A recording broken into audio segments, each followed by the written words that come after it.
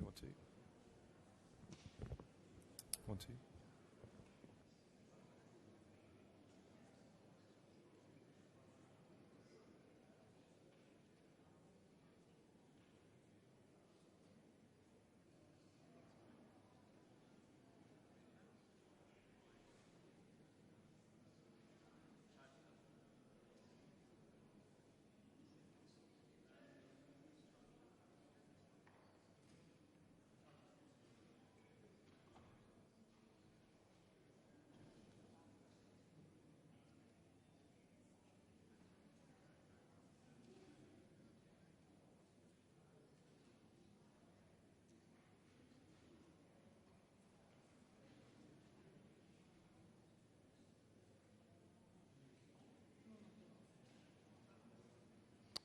1 2 3 4 5 6 7 8 9 10. 1 2 3 4 5 6 7 8 9 10. 1 2 3 4 5 6 7 8. Checking. 1 2 3 4 5 6. Hello, are you getting anything? 1 2 3 4. You should be Graham Smith. Brilliant. Thank you. No problem. 1 2 3 4 5 6. 1 2 3 4 5 6.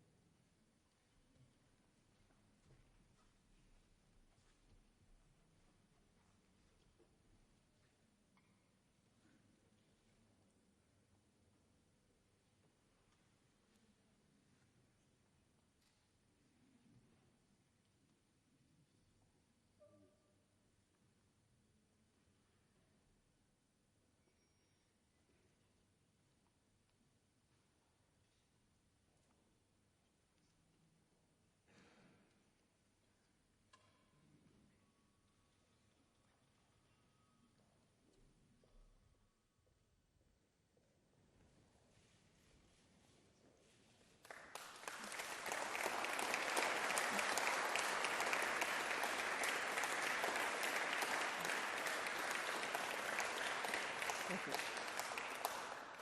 It's good to be here in this great city of Florence today, at a critical time in the evolution of the relationship between the United Kingdom and the European Union. It was here, more than anywhere else, that the Renaissance began, a period of history that inspired centuries of creativity and critical thought across our continent, and which in many ways defined what it meant to be European. A period of history whose example shaped the modern world. A period of history that teaches us that when we come together in a spirit of ambition and innovation, we have it within ourselves to do great things. That shows us, if we open our minds to new thinking and new possibilities, we can forge a better, brighter future for all our peoples. And that is what I want to focus on today. For we are moving through a new and critical period in the history of the United Kingdom's relationship with the European Union. The British people have decided to leave the EU and to be a global, free-trading nation able to chart our own way in the world. For many, this is an exciting time, full of promise. For others, it is a worrying one. I look ahead with optimism, believing that if we use this moment to change not just our relationship with Europe, but also the way we do things at home, this will be a defining moment in the history of our nation. And it is an exciting time for many in Europe too. The European Union is beginning a new chapter in the story of its development. Just last week, President Juncker set out his ambitions for the future of the European Union. There is a vibrant debate going on about the shape of the EU's institutions and the direction of the Union in the years ahead. We don't want to stand in the way of that. Indeed, we want to be your strongest friend and partner as the EU and the UK thrive side by side. And that partnership is important. For as we look ahead, we see shared challenges and opportunities in common. Here in Italy today, our two countries are working together to tackle some of the greatest challenges of our time. Challenges where all too often geography has put Italy on the front line. As I speak, Britain's Royal Navy, National Crime Agency and Border Force are working alongside their Italian partners to save lives in the Mediterranean and crack down on the evil traffickers who are exploiting desperate men, women and children who seek a better life. Our two countries are also working together in the fight against terrorism, from our positions at the forefront of the international coalition against Daesh to our work to disrupt the networks terrorist groups use to finance their operations and recruit to their ranks. And earlier this week, I was delighted that Prime Minister Gentiloni was able to join President Macron and myself in convening the first ever UN summit of government and industry to move further and faster in preventing terrorist use of the internet. Mass migration and terrorism are but two examples of the challenges to our shared European interests and values that we can only solve in partnership. The weakening growth of global trade, the loss of popular support for the forces of liberalism and free trade that is driving moves towards protectionism, the threat of climate change, depleting and degrading the planet we leave for future generations, and most recently, the outrageous proliferation of nuclear weapons by North Korea with a threat to use them. Here on our own continent, we see territorial aggression to the east, and from the south, threats from instability and civil war, terrorism, crime, and other challenges which respect no borders. The only way for us to respond to this vast array of challenges is for like-minded nations and peoples to come together and defend the international order that we have worked so hard to create, and the values of liberty, democracy, human rights, and the rule of law by which we stand. Britain has always and will always stand with its friends and allies in defence of these values. Our decision to leave the European Union is in no way a repudiation of this long-standing commitment. We may be leaving the European Union, but we are not leaving Europe.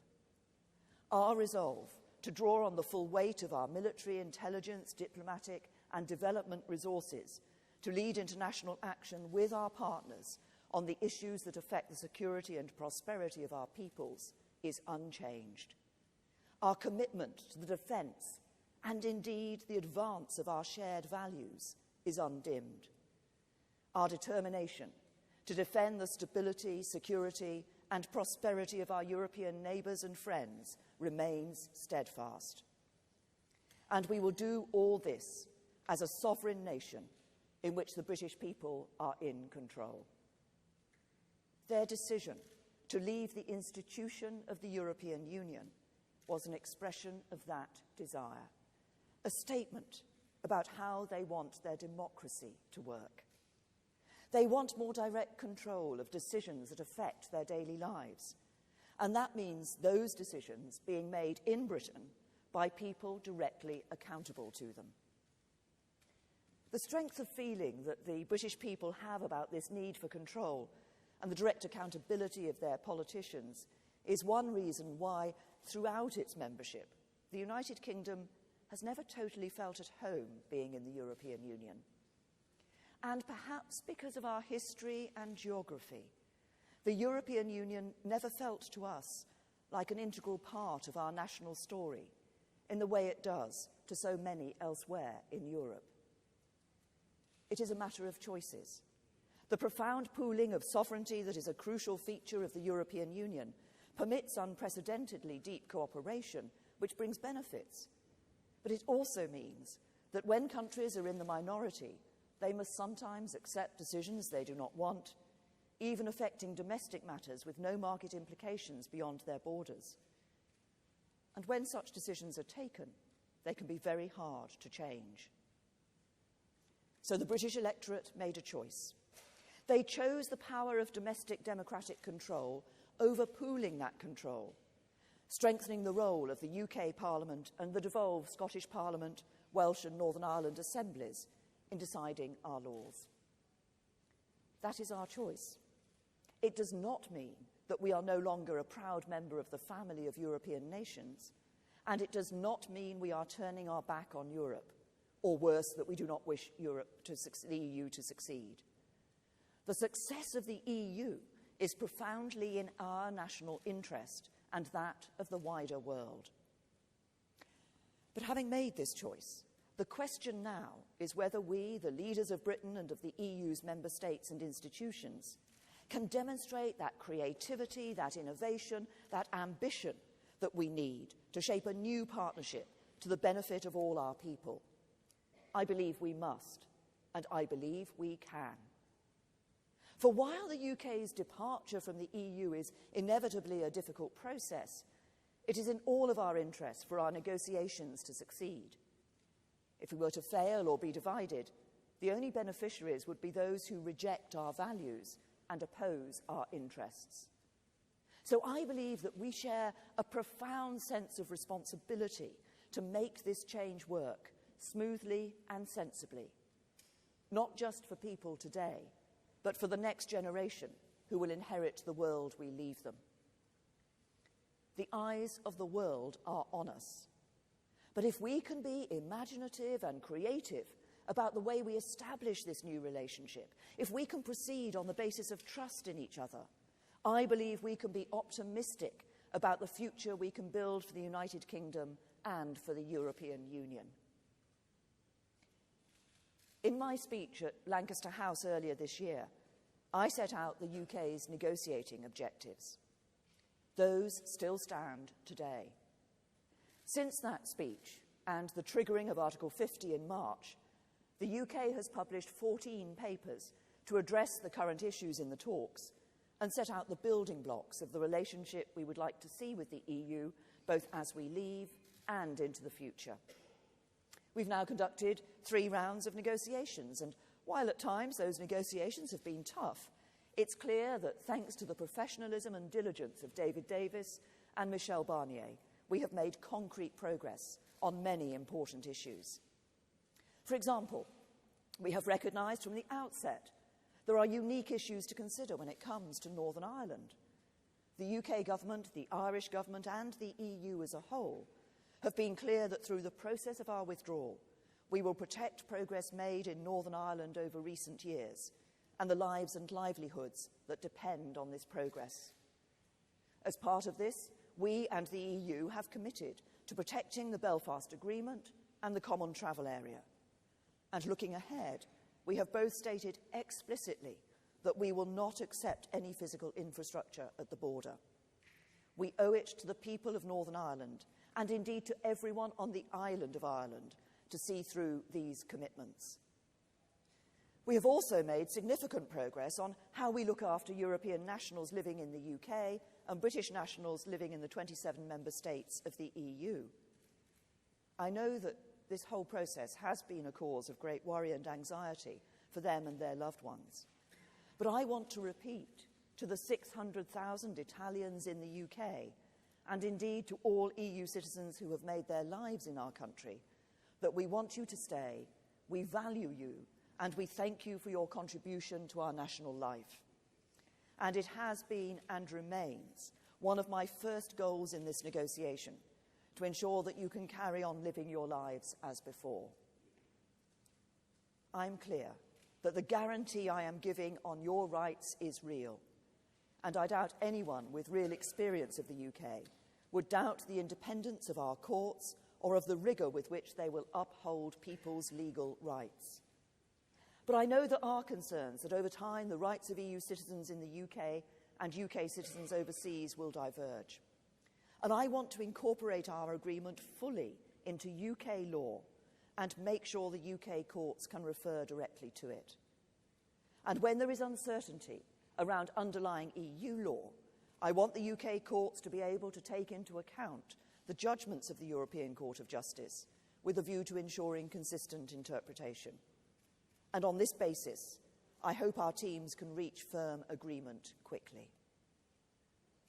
Now, at the moment, the negotiations are focused on the arrangements for the UK's withdrawal from the EU, but we need to move on to talk about our future relationship.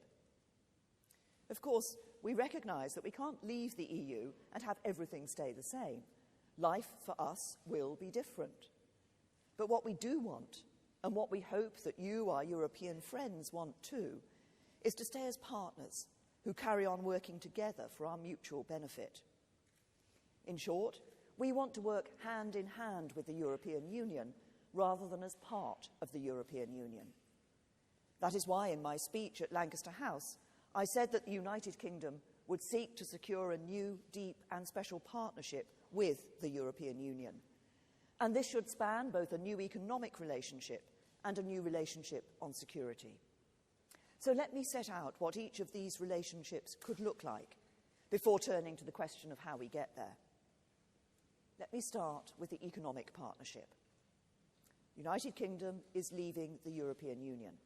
We will no longer be members of its single market or its customs union, for we understand that the single market's 4 freedoms are indivisible for our European friends.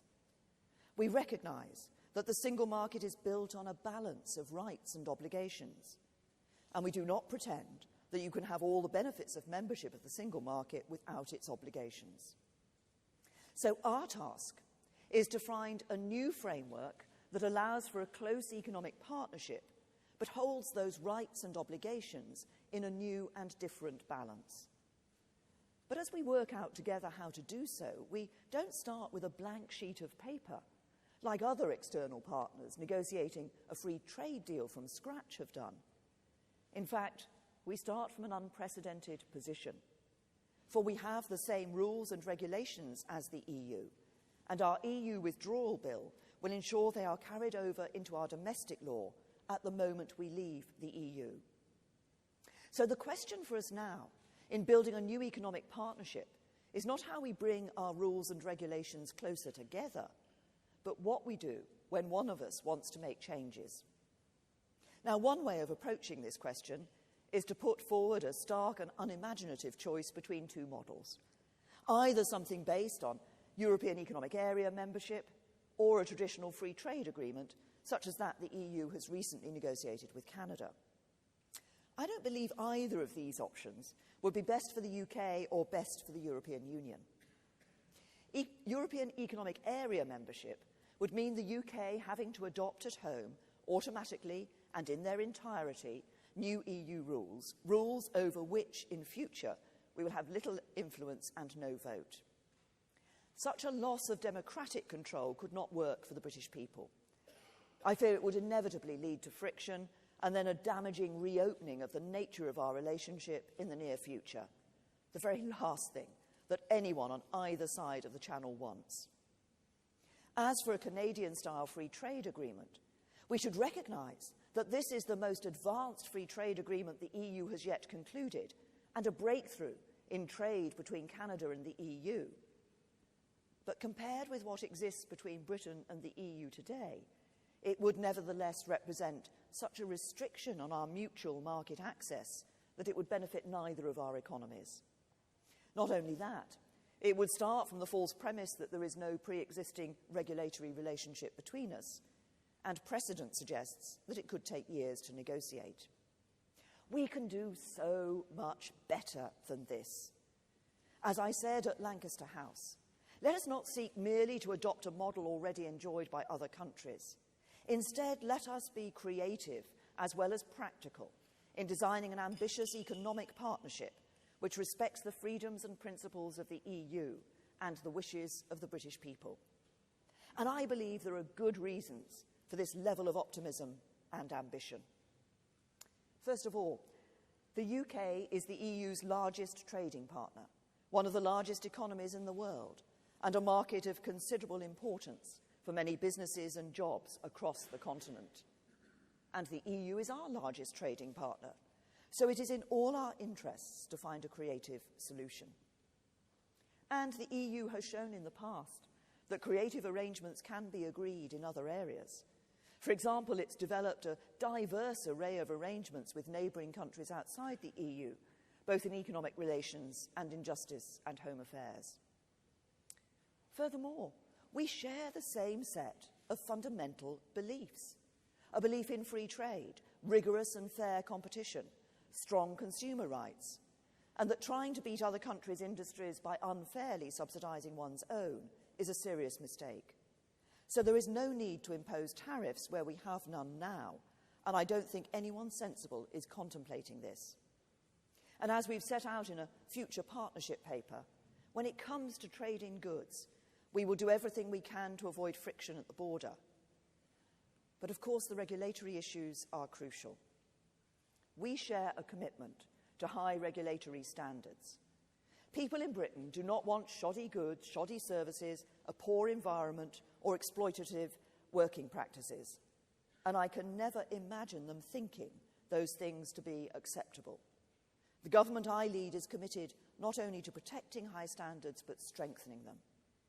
So I'm optimistic about what we can achieve by finding a creative solution to a new economic relationship that can support prosperity for all our peoples. Now, in any trading relationship, both sides have to agree on a set of rules which govern how each side behaves. So we will need to discuss with our European partners new ways of managing our interdependence and our differences in the context of our shared values. There will be areas of policy and regulation which are outside the scope of our trade and economic relations where this should be straightforward. There will be areas which do affect our economic relations where we and our European friends may have different goals, or where we share the same goals but want to achieve them through different means. And there will be areas where we want to achieve the same goals in the same ways because it makes sense for our economies. And because rights and obligations must be held in balance, the decisions we both take would have consequences for the UK's access to European markets and vice versa. To make this partnership work, because disagreements inevitably arise, we will need a strong and appropriate dispute resolution mechanism. It is, of course, vital that any agreement reached, its specific terms and the principles on which it is based, are interpreted in the same way by the European Union and the United Kingdom, and we want to discuss how we do that. This could not mean the European Court of Justice, or indeed UK courts being the arbiter of disputes about the implementation of the agreement between the UK and the EU, however. It wouldn't be right for one party's court to have jurisdiction over the other. But I am confident we can find an appropriate mechanism for resolving disputes. So this new economic partnership would be comprehensive and ambitious. It would be underpinned by high standards and a practical approach to regulation that enables us to continue to work together in bringing shared prosperity to our peoples for generations to come. Let me turn to the new security relationship that we want to see. To keep our people safe and to secure our values and interests, I believe it is essential that, although the UK is leaving the EU, the quality of our cooperation on security is maintained. We believe we should be as open-minded as possible about how we continue to work together on what can be life and death matters. Our security cooperation is not just vital because our people face the same threats, but also because we share a deep historic belief in the same values, the values of peace, democracy, human rights, and the rule of law. Of course, there is no pre-existing model for cooperation between the EU and external partners which replicates the full scale and depth of the collaboration that currently exists between the EU and the UK on security, law enforcement, and criminal justice. But as the threats we face evolve faster than ever, I believe it is vital that we work together to design new dynamic arrangements that go beyond the existing arrangements that the EU has in this area and draw on the legal models the EU has previously used to structure cooperation with external partners in other fields such as trade. So we are proposing a bold new strategic agreement that provides a comprehensive framework for future security, law enforcement and criminal justice cooperation, a treaty between the UK and the EU. This would complement the extensive and mature bilateral relationships that we already have with European friends to promote our common security. Our ambition would be to build a model that is underpinned by our shared principles, including high standards of data protection and human rights. It would be kept sufficiently versatile and dynamic to respond to the ever-evolving threats that we face. And it would create an ongoing dialogue in which law enforcement and criminal justice priorities can be shared and, where appropriate, tackled jointly. We are also proposing a far-reaching partnership on how we protect Europe together from the threats we face in the world today, how we work together to promote our shared values and interests abroad, whether security, spreading the rule of law, dealing with emerging threats, handling the migration crisis, or helping countries out of poverty. The United Kingdom has outstanding capabilities. We have the biggest defence budget in Europe and one of the largest development budgets in the world. We have a far-reaching diplomatic network and world-class security, intelligence and law enforcement services. So what we are offering will be unprecedented in its breadth, taking in cooperation on diplomacy, defence and security and development. And it will be unprecedented in its depth in terms of the degree of engagement that we would aim to deliver. It is our ambition to work as closely as possible together with the EU, protecting our people, promoting our values, and ensuring the future security of our continent. The United Kingdom is unconditionally committed to maintaining Europe's security, and the UK will continue to offer aid and assistance to EU member states that are the victims of armed aggression, terrorism, and natural or man-made disasters.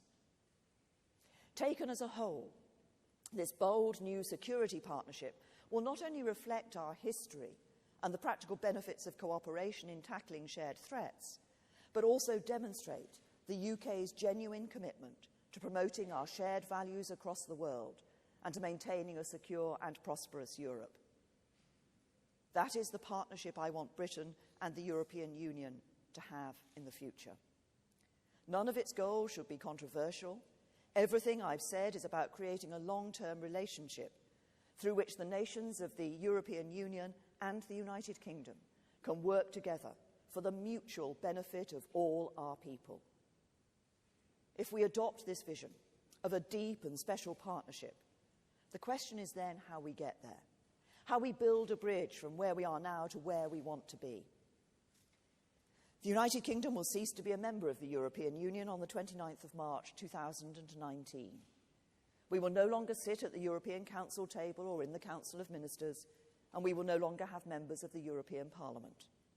Our relations with countries outside the EU can be developed in new ways, including through our own trade negotiations, because we will no longer be an EU country and we will no longer directly benefit from the EU's future trade negotiations. But the fact is that at that point, neither the UK nor the EU and its member states will be in a position to implement smoothly many of the detailed arrangements that will underpin this new relationship we seek. Neither is the EU legally able to conclude an agreement with the UK as an external partner while it is itself still part of the European Union. And such an agreement on the future partnership will require the appropriate legal ratification, which would take time. It's also the case that people and businesses, both in the UK and in the EU, would benefit from a period to adjust to the new arrangements in a smooth and orderly way. As I said in my speech at Lancaster House, a period of implementation would be in our mutual interest. And that is why I am proposing that there should be such a period after the UK leaves the EU. Clearly, people, businesses and public services should only have to plan for one set of changes in the relationship between the UK and the EU. So during the implementation period, access to one another's markets should continue on current terms, and Britain should also continue to take part in existing security measures. And I know businesses in particular would welcome the certainty this would provide. The framework for this strictly time-limited period, which can be agreed under Article 50, would be the existing structure of EU rules and regulations. How long the period is should be determined simply by how long it will take to prepare and implement the new processes and new systems that will underpin that future partnership. For example, it will take time to put in place the new immigration system required to retake control of the UK's borders. So during the implementation period, people will continue to be able to come and live and work in the UK, but there will be a registration system, an essential preparation for the new regime. As of today, these considerations point to an implementation period of around 2 years. But because I don't believe that either the EU or the British people will want the UK to stay longer in the existing structures than is necessary, we could also agree to bring forward aspects of that future framework, such as new dispute resolution mechanisms, more quickly, if this can be done smoothly. It is clear that what would be most helpful to people and businesses on both sides who want this process to be smooth and orderly is for us to agree the detailed arrangements for this implementation period as early as possible, although we recognise that the EU institutions will need to adopt a formal position.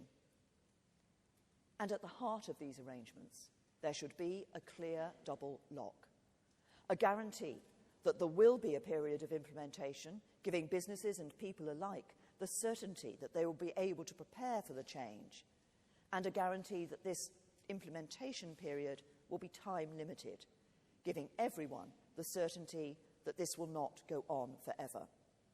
These arrangements will create valuable certainty. But in this context, I'm conscious that our departure causes another type of uncertainty for the remaining member states and their taxpayers over the EU budget. Some of the claims made on this issue are exaggerated and unhelpful, and we can only resolve this as part of the settlement of all the issues I have been talking about today. Still, I do not want our partners to fear that they will need to pay more or receive less over the remainder of the current budget plan as a result of our decision to leave. The UK will honour commitments we have made during the period of our membership. And as we move forwards, we will also want to continue working together in ways that promote the long-term economic development of our continent. This includes continuing to take part in those specific policies and programmes which are greatly to the UK and the EU's joint advantage, such as those that promote science, education and culture, and those that promote our mutual security. And as I set out in my speech at Lancaster House, in doing so, we would want to make an ongoing contribution to cover our fair share of the costs involved. When I gave my speech at the beginning of this year, I spoke not just about the preparations we were making for a successful negotiation, but also about our preparations for our life outside the European Union, with or without what I hope will be a successful deal. And the necessary work continues on all these fronts so that we are able to meet any eventual outcome. But as we meet here today, in this city of creativity and rebirth, let us open our minds to the possible, to a new era of cooperation and partnership between the United Kingdom and the European Union, and to a stronger, fairer, more prosperous future for us all. For that is the prize if we get this negotiation right. A sovereign United Kingdom and a confident European Union, both free to chart their own course. A new partnership of values and interests. A new alliance that can stand strongly together in the world. That is the goal towards which we must work in the months ahead as the relationship between Britain and Europe evolves. However it does so, I am clear that Britain's future is bright. Our fundamentals are strong. A legal system respected around the world, a keen openness to foreign investment, an enthusiasm for innovation, an ease of doing business, some of the best universities and researchers you can find anywhere, an exceptional national talent for creativity and an indomitable spirit. It is our fundamental strengths that really determine a country's success, and that is why Britain's economy will always be strong. There are other reasons why our future should give us confidence. We will always be a champion of economic openness. We will always be a country whose pitch to the world is high standards at home. When we differ from the EU in our regulatory choices, it won't be to try and attain an unfair competitive advantage. It will be because we want rules that are right for Britain's particular situation. The best way for us both to succeed is to fulfil the potential of the partnership I have set out today. For we should be in no doubt that if our collective endeavours in these negotiations were to prove insufficient to reach an agreement, it would be a failure in the eyes of history and a damaging blow to the future of our continent. Indeed, I believe the difference between where we would all be if we fail and where we could be if we can achieve the kind of new partnership I've set out today to be so great that it is beholden on all of us involved to demonstrate the leadership and flexibility needed to ensure that we succeed.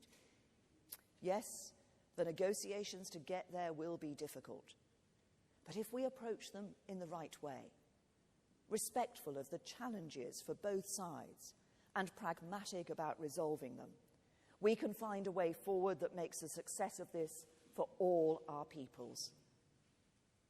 I recognise that this is not something that you, our European partners, wanted to do.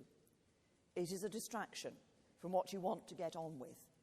But we have to get this right, and we both want to get this done as swiftly as possible. So it is up to leaders to set the tone. And the tone I want to set is one of partnership and friendship, a tone of trust, the cornerstone of any relationship. For if we get the spirit of this negotiation right, if we get the spirit of this partnership right, then at the end of this process, we will find that we are able to resolve the issues where we disagree respectfully and quickly. And if we can do that, then when this chapter of our European history is written, it will be remembered not for the differences we faced, but for the vision we showed. Not for the challenges we endured, but for the creativity we used to overcome them. Not for a relationship that ended, but a new partnership that began. a partnership of interests, a partnership of values, a partnership of ambition for a shared future. The UK and the EU, side by side, delivering prosperity and opportunity for all our people. This is the future within our grasp. So together, let us seize it. Thank you.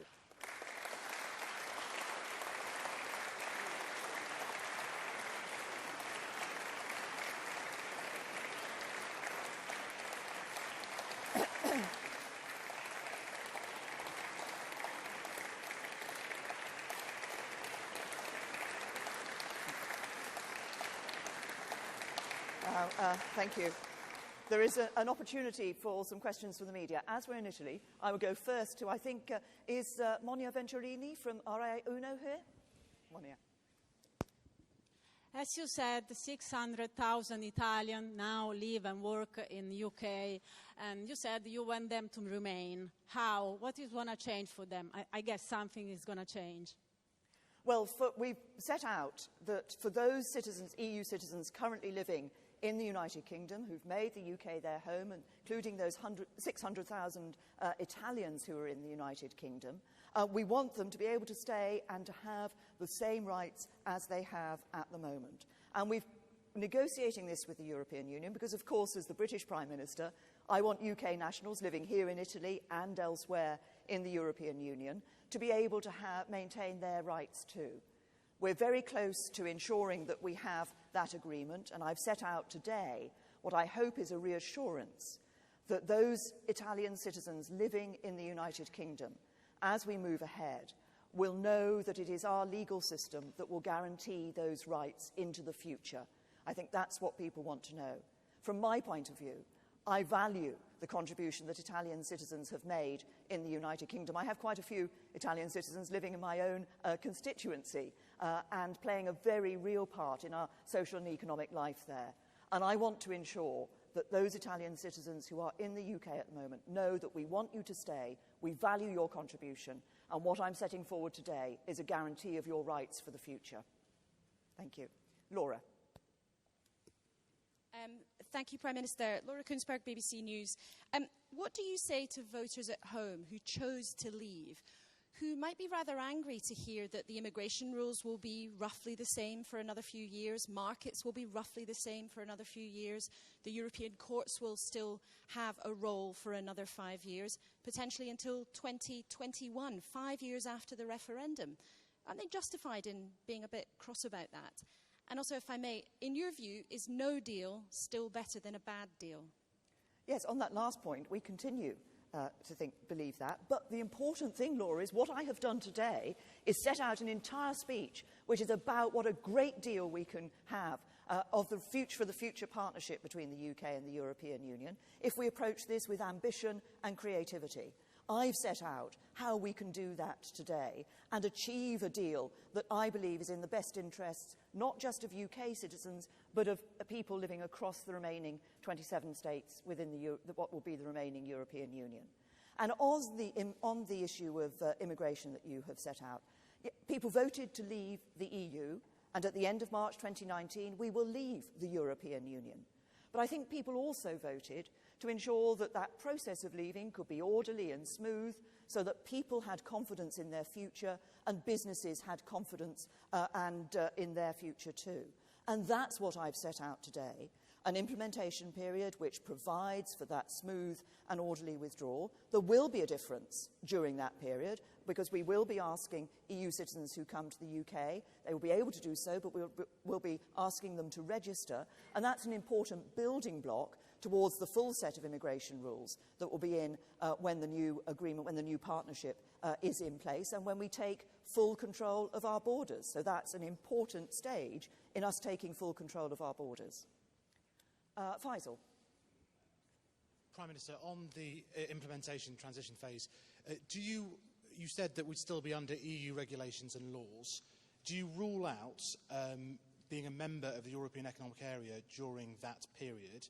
And indeed, on the final status deal, you outlined a kind of spectrum between Canada and Norway. It seemed to me that you were leaning a little bit closer. You weren't splitting the difference. You were leaning a little bit closer to Norway and perhaps the Chancellor than Canada and the Foreign Secretary. Is that a correct reading of the situation? No, look, this is one of the things I would say to you, Faisal, is that I suggest that you start thinking not just about Norway and Canada, but actually about the fact that the UK is in a completely different relationship with the EU from either of those countries when they started negotiating their relationship with the EU. And that gives us an opportunity to create a partnership that is completely different from either of those. What we're talking about during the implementation period is a period of time for the practical changes that are necessary to put in place the full new partnership. And of course, you can't do those practical changes until you know what the partnership is. And the negotiations, of course, we will leave at the end of March 2019, and negotiations will be continuing potentially up quite close to that time. But let's think creatively. Let's be ambitious about what we can achieve, because, as I said, we start from an unprecedented position in terms of our current relationship with the EU. We remember we're coming out, but that enables us to build a different sort of partnership for the future. James. Prime Minister, your strategy since Lancaster House seems to have been to lay out positions and then concede to what Europe will agree to. It's happened on the sequencing of talks, it's happening today on money, and it's happening on their requirements for a transition period. Can you point to a single concession from the EU that your negotiating strategy has won for you? Well, I can say that during the negotiations we've got at the moment, there are a number of issues where we've set a position paper forward to the EU, and we now have agreement on a variety of the issues that we're looking at. But I challenge the picture that you have actually set out, James. What the United Kingdom has done throughout this process is actually set out our ambition, our negotiating principles, and if you look, I set them out in Lancaster House, those went into the Article 50 letter, and actually the negotiating guidelines that came back from the European Union to a very great extent mirrored the issues that we had raised with them in the first place as key issues that we needed to look at during this relationship. This is a negotiation. There will be, during that process, sides put out their positions, discuss those positions, and come to an agreement. What I'm doing today is saying that here is an opportunity for both of us, the UK and the EU, to come to agree to a new partnership, a partnership that hasn't been in place with anybody else in the past because of the reasons I've just set out to Faisal, but what can be one that will really show a great future both for the EU and for the UK, for our future prosperity for people not just in the UK but in the European Union as well. Did I see Jason here? Yes, Jason. Hi, Jason Groves from the Daily Mail. What would you say to those people who voted last year to leave and who think we should have left already? We should turn off the direct debit. We should stop free movement straight away and tell the European judges to get lost. They've got a right to feel a bit betrayed today, haven't they? No, what the government is doing is ensuring that we deliver on what the people who voted to leave wanted, which is for us leaving the European Union. But if we're going to ensure that we do that in a way that has as little damage and disruption to our economy and to people's lives as possible, we need to do that in a smooth and orderly way. But what we're very clear about is that the implementation period will be time limited, and crucially that we will leave the European Union in March 2019. That's what the process of withdrawal allows for, and that is what is going to happen. Tom. Thank you, Prime Minister. Tom Newton-Dunn from The Sun. On your section on security, you said right at the end there that the UK is unconditionally committed to securing Europe's security. That, therefore, means you will cooperate militarily, security-wise, intelligence-wise, with or without a deal. And so, therefore, what do you say to people who might just accuse you of having thrown away Britain's best cards in this negotiation? What I say is, look, the issues around security and our cooperation on criminal matters, on justice and home affairs matters, is important to all of us. We do face significant challenges, particularly in relation to the security issues, but we have seen over time, and obviously I saw this particularly in when I was Home Secretary, how that cooperation with our European partners is good for us and good for them. So I think what members of the public would say to us is we want you, as the government, to ensure that we can continue a partnership, a cooperation that is helping in terms of keeping us safe in the UK, but also across the rest of Europe. I think that's what people want us to do, and that's what we will be doing. Now, I'll take a couple more. George. Thank you. George Parker at the not the Prime Minister, of the Financial Times. So wishful thinking, obviously. Prime Minister, can I ask you two specific questions? The first is, during the implementation phase you've just described, would Britain be subject to new laws and regulations passed by Brussels while we don't have a say in the making of those laws? And the second question is, you were setting out a sort of an idea of us being quite close to the single market under this new arrangement you have in mind. Would Britain be prepared to pay for access to that single market, something some of your backbenchers say is unconscionable?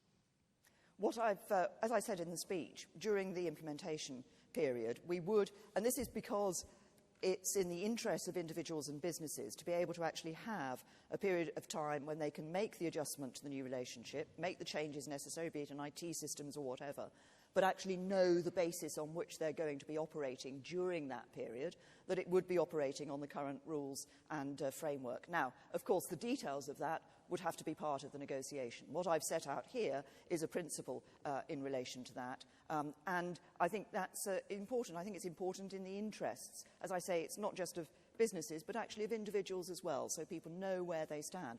As you'll know, George, the EU withdrawal bill that we're putting through Parliament at the moment actually brings the EU acquis, it brings EU law into UK law, precisely to ensure that we have that smooth and orderly process of withdrawal, and that people know at the point at which we leave, they still know the basis on which they're able to operate.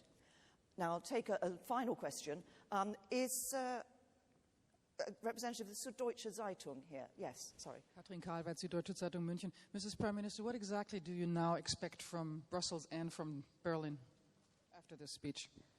Well, what I would hope that people in Brussels, in Berlin, and across the European Union would see is that this is the United Kingdom setting out the opportunity for us to work together to negotiate what would be a strong partnership, I've used the term deep and special partnership, that will ensure the future prosperity of countries in the EU and the United Kingdom in the future. And I hope that people will feel that, and will respond to it in a tone and a way of partnership and of friendship, because that is what the UK is offering. And I think it's important not just for the UK, but I think for the whole of the European Union. The EU, the remaining 27, will be considering what their future is as an EU, what the future structures of that should be. We want the EU to continue to be strong. It is in our national interest for the EU to continue to be successful. What I've set out today is a way we can go forward together. Sovereign United Kingdom, making its own decisions, but a strong and successful European Union working too. Thank you.